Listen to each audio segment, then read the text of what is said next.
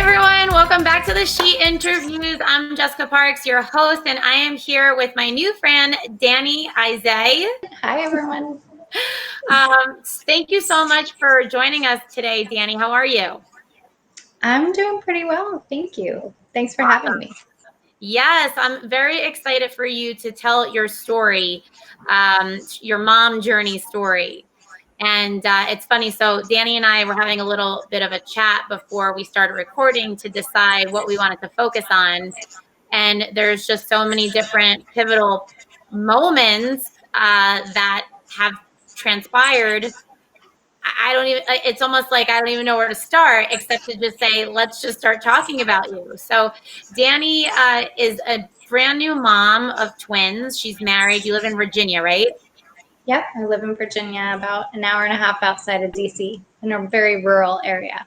Okay, in a very rural area. She works from right now. Her and her husband are both working from home and kind of switching off on taking care of the twins.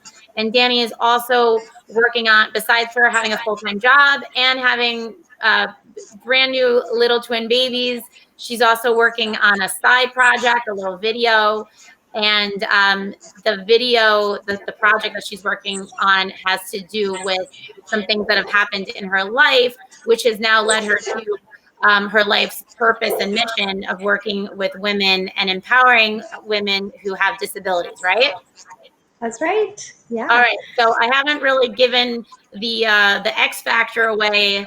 I mean, yes, you're a busy mom with twins, right? We have that, but Danni actually has an X factor that she's actually going to reveal to you guys and start talking about her story and how she arrived at her mission of being able to wanting to empower women with disabilities. So go ahead, Danni, tell us. Yeah, so the X factor is that I'm actually a quadriplegic woman. And quadriplegic basically, really scary sounding word, but it basically means that I have paralysis in all four of my limbs. And it's not complete paralysis, it's just a level of weakness, and it kind of varies through my body. So I have a disability and I use a wheelchair. And I have been living. Repositioned. Oh no, I just ruined my position. I'm just totally kidding. I'm kidding. So again, like when we were preparing to start recording, I was like, we have to get eye level with the camera. And she's like, should I go shut the door? And I was like, no, it's fine. If it's bothering you, shut it. She's like, no, I'm not going to shut the door because then I'm going to lose my position. Well, I just lost it. Hopefully I'm good. We're eye level, you're good. Okay. But anyway, I had to show off my wheels. I'm very proud of them. Yes, especially because you represent them for work, right? Yes. So part of my job actually is marketing for a company that manufactures wheelchair wheels, and they're high performance wheels, so they're used by elite athletes. And the company also does bicycle wheels. So I'm working with both disabled and non-disabled customers and consumers on a day-to-day basis. So you could go off-road with that thing. Well, this one's a little tough to off-road. I actually have a power chair as well, and that's better for off-roading. That's awesome. So you can or my husband just gives me a piggyback ride. That works pretty well too. That's okay. And then is he like pushing the stroller as he's giving you a piggyback ride? You know what? We didn't even buy a stroller because of the whole pandemic situation. We're probably not going to be going anywhere. Oh yeah, that's right. On top of it, you had babies during the pandemic with everything. Yes, I did. Yes, and that's another layer to our story. Having the babies, I had them in April. So yeah, that was intense. Yeah, and by the way, ladies, every single time I talk to Danni, she's like smiling ear to ear. So that's another thing that I want to talk about, because when we were preparing for this interview, one of the things that you said was, feel free to talk about, my disability because it's part of my identity and it's something that you want to talk about, right? So yes. Let's talk about that. Let's just address it and talk about it. And what is the biggest message that you want to get out there and you want to encourage and help women with that are disabled? I think the number one message is to be proud of who you are and to not be ashamed if you have a disability, because I think one of the biggest barriers that we face is society's outdated views and assumptions about us that are completely misguided and wrong. Yeah. And a lot of times those assumptions and biases are really oppressive and can play mind games and with you and make you insecure about yourself. And I think it's really important to own your disability and be confident in your body. Having a disability is not a walk in the park. It is not easy. I'm not saying it is. But you can still hold those two things together. You can hold your pain and trauma, but over, having a disability, but also, be proud of the woman you are and the person you've become because of the disability, essentially. A lot of people say, "Oh, I'm not. I don't define myself by my disability," and that's fine. I don't totally either, but I don't erase it. I don't ignore it either. It's part of my life. So that's the biggest thing. And I've been through a long journey with that myself. I mean, I acquired a spinal cord injury 10 years ago because I broke my neck, and the diagnosis from that is quadriplegic. And initially, I did not have this outlook. I was devastated. Yeah. I didn't have anybody to really be like a role model for me. When I was in rehab after my injury, the first movie I watched after my injury was Million Dollar Baby. And in that movie, spoiler alert, the protagonist she's a boxer. She becomes a quadriplegic, and she decides that she wants to pursue suicide. And this is all before she gets out of the hospital bed. She doesn't even try to sit in a wheelchair. Wait. So did you that's know what that's what happens in that movie when you watched it? No, I didn't. I was in rehab in my coincidence. hospital bed watching it. I didn't know what was going to happen.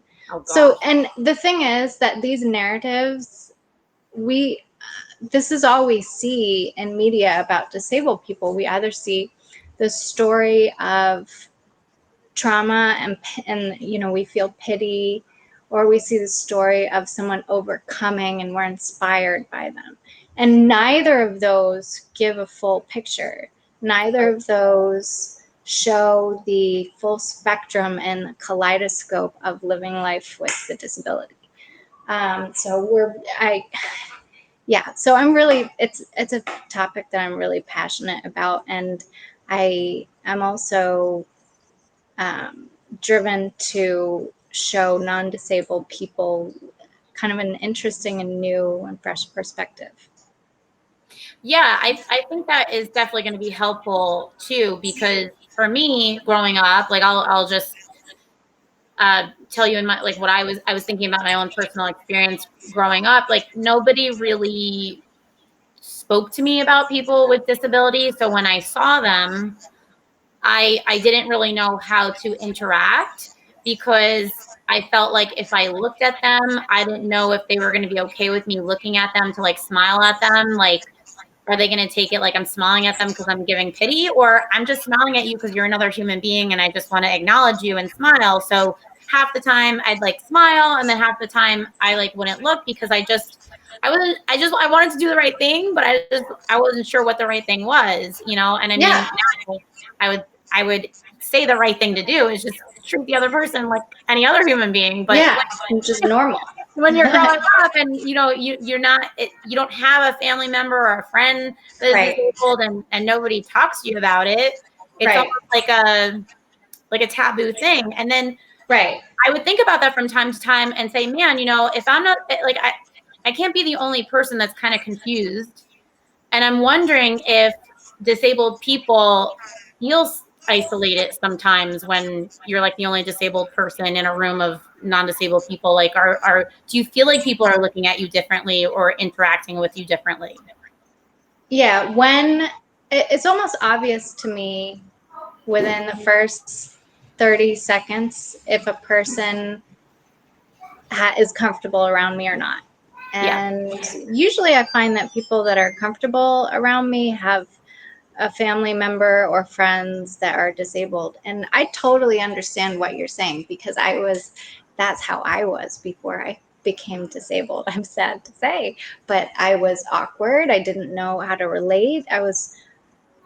A lot of people speculate that there's sort of like a subconscious fear of disability that people have. You know, they don't want to become disabled themselves. So maybe that's somehow projected outward. Yeah. And so, yeah, I understand where that comes from. And I think just the more that we keep seeing people in the media and just every day and on social media, the more it just normalizes that some people live slightly differently, you know, Definitely, or yeah. really, really differently, but it's still normal. Right, right.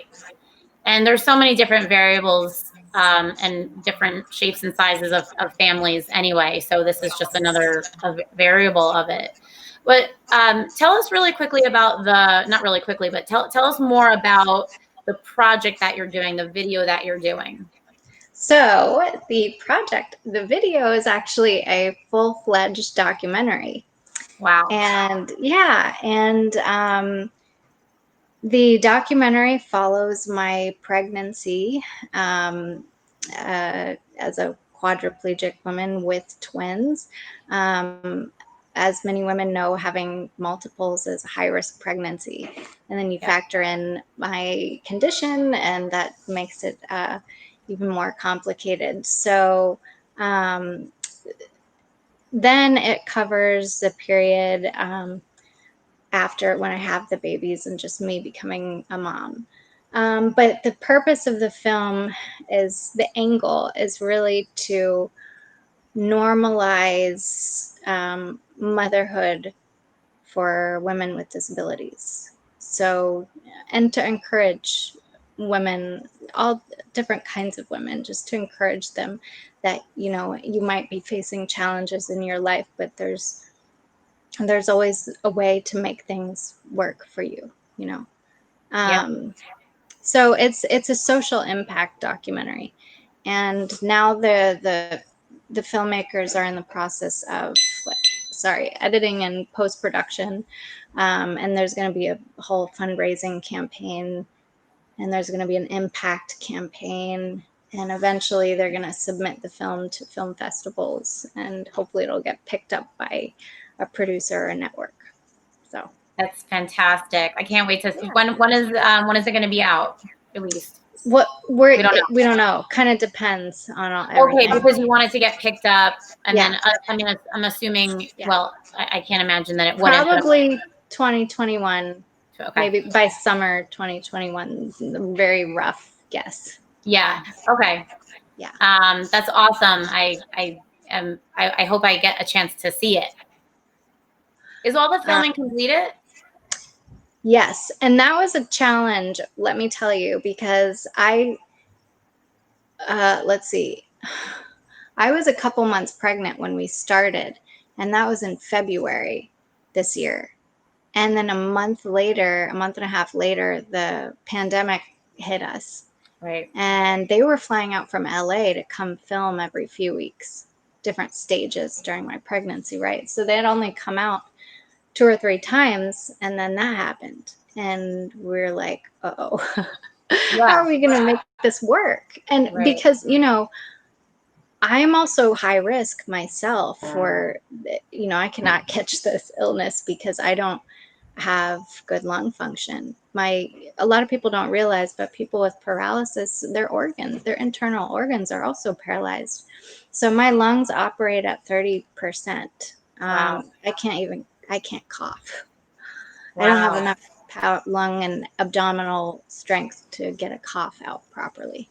So that, you know, and then being pregnant, that throws your immune system down as well. So Yeah. we knew we had to be really careful. And we're like, man, we've dedicated so much of our time to this film.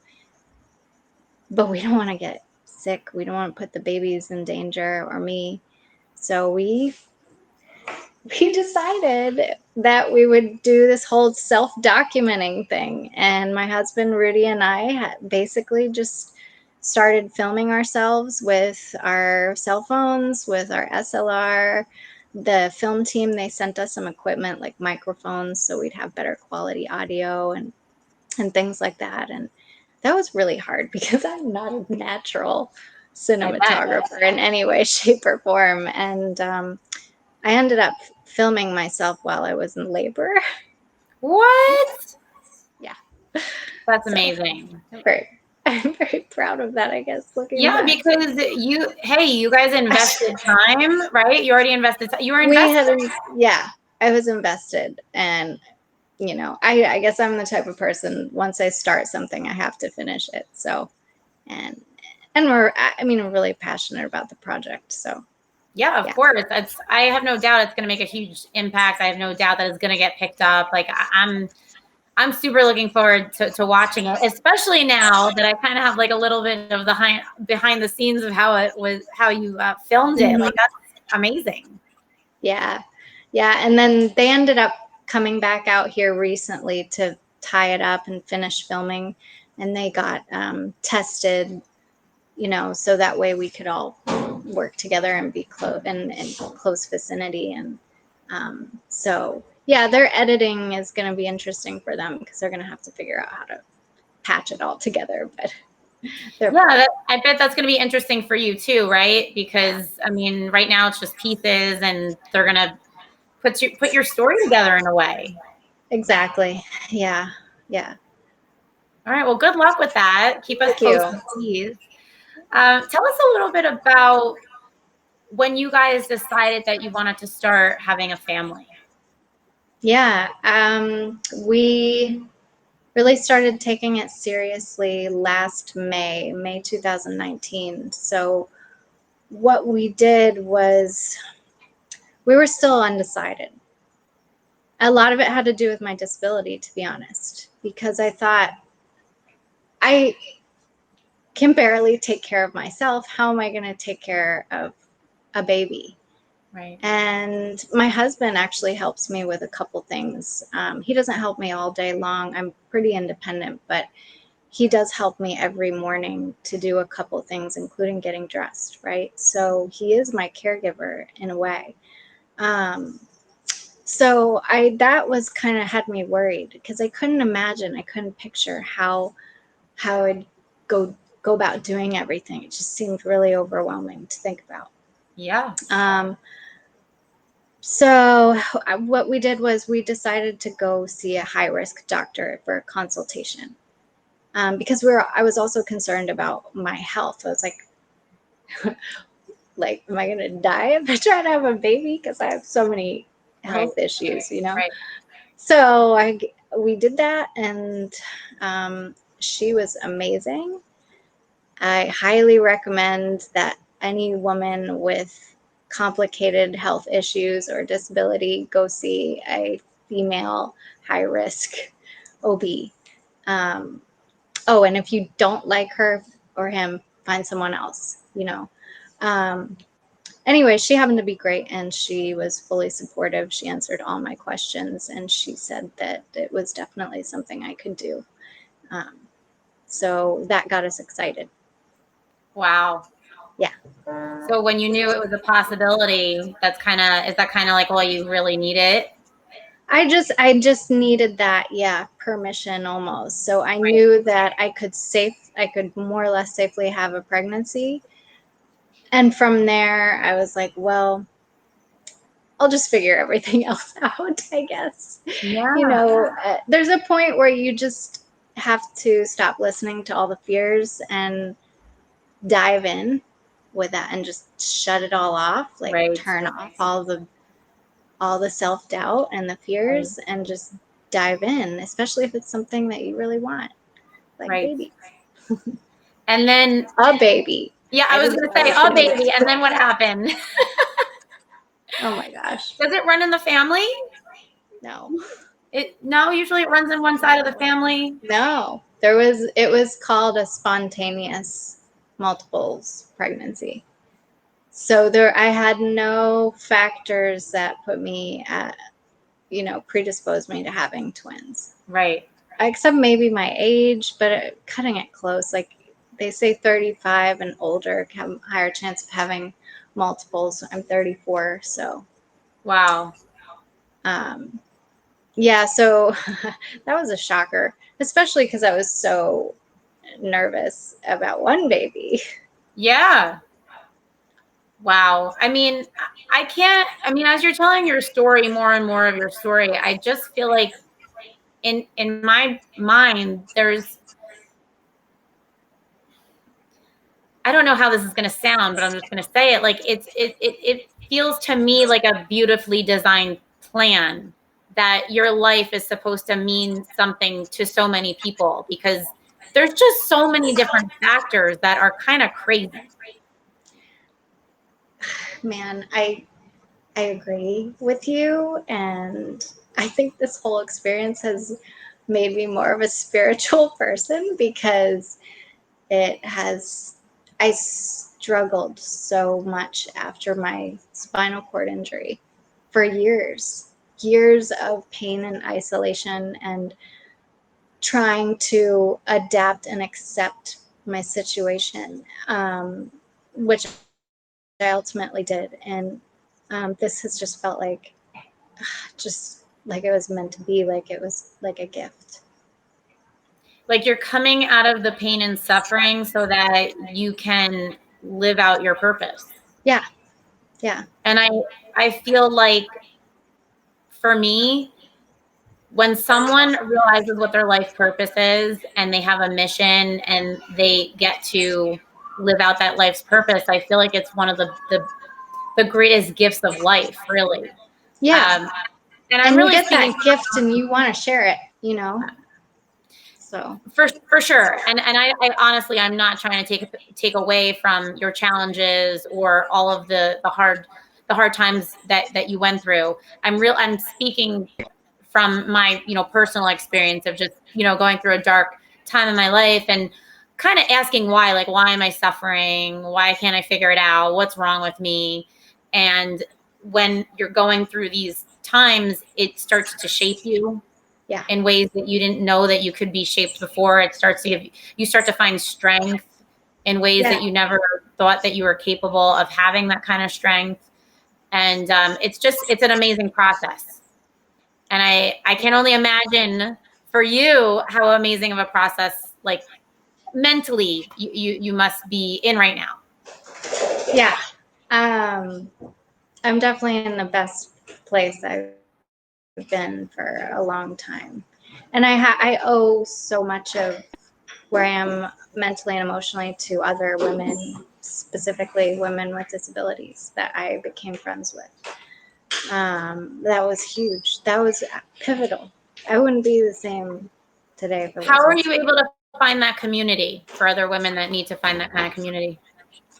Well, first I found it through my therapy that I was doing initially. So Okay. I was meeting other women who were wheelchair users, and we started hanging out. We'd go out, like a bunch of girls in wheelchairs, and go to a club, and it was hilarious because people were like, "Whoa, what's going on?" There's like 5 hot women in wheelchairs rolling in, and that was interesting because it wasn't as intimidating when it's just you. You're the only disabled person in the room. Can be really scary because you feel the awkwardness. Right. But when we went out as a team, it was so empowering. Right. And we had stories to tell afterwards every time. And then from there, I just, started getting involved with advocacy stuff. And now that I'm kind of more like geographically isolated, living in the countryside, and with the pandemic, now it's social media, and there's a lot of stuff going on just in the past 5 years, where you can seek out other people and find support. Yeah. So Yeah, that's phenomenal. And another thing that I wanted to ask you about now that we're talking about social media, because you and I met over social media, and I'm very thankful for that because I'm so happy that we're friends now. But one of the things that I had noticed, I think before we got together, I was looking at your feed, and I don't know if you had posted specifically addressing this, or someone had written something on one of your posts, but there's some negative, judgmental people out there about women with disabilities deciding to have kids. So are you addressing that on a regular basis for your community? yeah, so my community, we're aware of it. I mean, we get this stuff all the time. When we become visible on TV or social media, instantly we get some negative responses like that. It's not the majority, though, luckily. Here in the States, it's not. But I got some pretty foul responses because we had the film team put out a few like teaser videos about my pregnancy to some other media sources online. And so, I'd venture into the comment section. My husband tried to keep me away, but I just couldn't. Of course. And there were a few things I'd see in there, like, this is unfair for the babies. How's she gonna do this? She clearly can't do this. She's not competent. I can't remember the exact comments, but stuff like that, really, really, really ignorant comments. And I understand.